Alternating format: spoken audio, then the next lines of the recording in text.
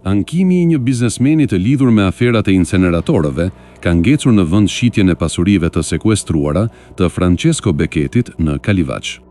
Komisioni i Prokurimit Publik, një strukturë në ndikim të drejt për drejt politik, pezulloi ankandin për makineri dhe pajisjet e Energji Kalivaç, duke favorizuar kompaninë Shiaku SHPK të Shpëtim Shiakut, emër i njohur për lidhjet e tij me Klodian Zotën dhe Mirel Mërtirin.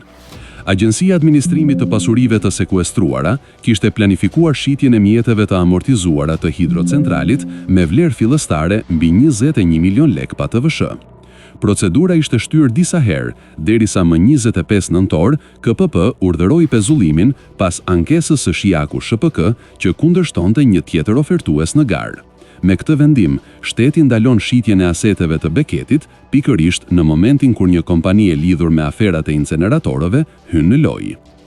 Shpëtim Shiaku ka një histori të ngarkuar me privatizime të diskutueshme, tendera publike dhe projekte ku SPAK ka identifikuar ndikimin e Zotës dhe Mërtirit.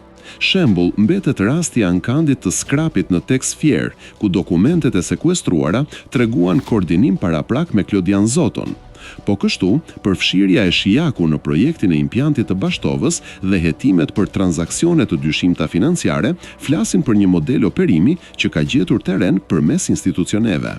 Ndërkohë, dosja e Becchetit ka përfunduar me një humbje të rëndë financiare për Shqipërinë. Arbitrazhi ndërkombëtar e detyroi shtetin të paguajë rreth $108 milion dëmshpërblim për shpronësim të palikshëm. Sot, pasuritë e sekuestruara të këtij investitori mbeten të bllokuara në duart e strukturave shtetërore, ndërsa procedurat shtyhen sa herë në garë paraqitet Shiaku. Pezullimi i ankandit të Kalivaçit nuk duket si çështje thjesht administrative, por si shenjë një modeli ku pasuritë publike shndërrohen në instrumente pazari të lidhur me pushtetin.